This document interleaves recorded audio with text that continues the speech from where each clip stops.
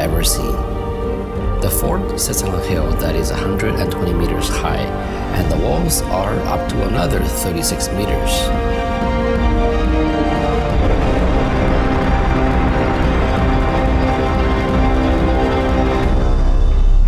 The buildings are chiseled from the base rock, so really, it is impregnable. In fact, there are almost 2,000 cannonball hits on the fort, and it still stands. The gates of the fort have iron spikes and sit at a 90-degree angle to the incoming path, so the elephants cannot build up enough speed to ram the gates. Musicians throughout the complex play traditional music every day. If you close your eyes and block out the crowd, it feels like you've traveled back to Jodhpur's golden days. The royal family of Jodhpur still runs the fort, so if you sit on the throne, the owner might just come and remove you.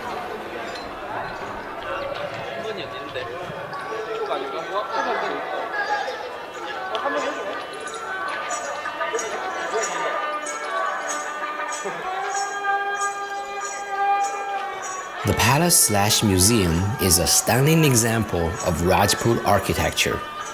Even though it's all carved out of stone, the designs are so intricate, they look like sandalwood.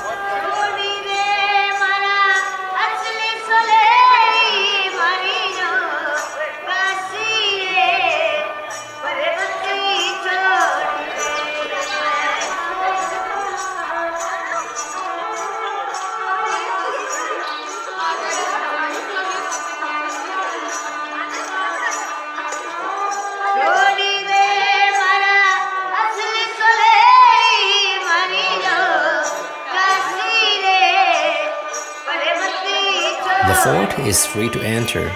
The museum has an entrance fee, but is worth it, because now you can go upstairs and check out the majestic view from the top.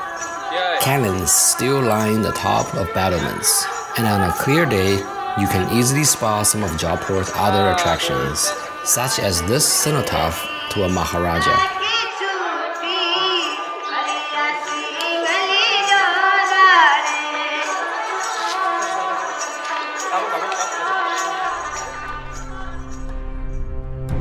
Having enjoyed the beautiful buildings, it's time for something darker in the armory. If you want to see all the ways people kill each other, here are some of the more ghastly inventions.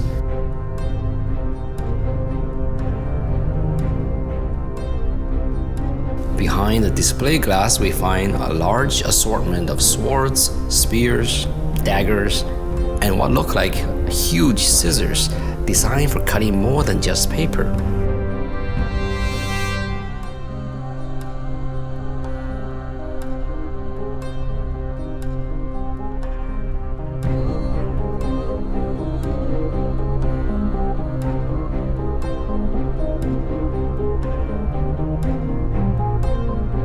Further down, there are loads of muskets and some of the museum's more curious attractions. For an even more scary insight into the past, look no further than the sati marks inside the main gates. When a king died, his widows sometimes threw themselves onto his funeral pyre, and these are their handprints.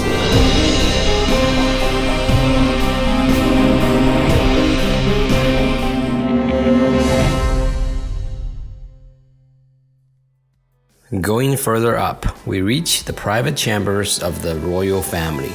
Here is Shishma Hall, Hall of Mirrors. What you can do with all these mirrors on the ceiling is up to your imagination.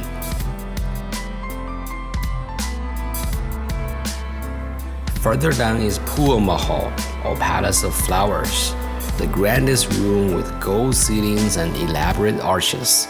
Supposedly, this was also a chamber of pleasure.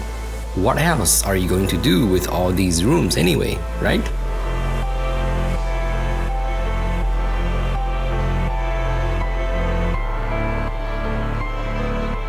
Moti Mahal or Pearl Palace is used as a meeting room, so finally, some business gets done here. And lastly, we have the private bedchamber of the Maharaja. See the large fan above the bed? That's air conditioning, 19th century style.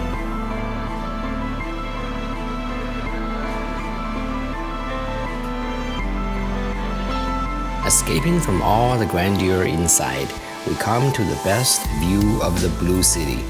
Why is Jodhpur blue? Blue is the color of Brahmins. Over time, people of lower castes followed the trend, and now we have one of the most distinctive views in all of India.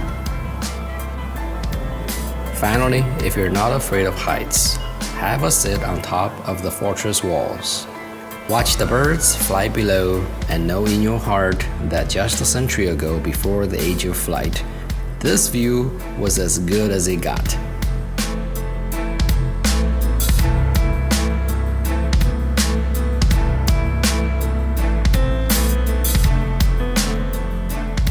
Well, see you at the next stop.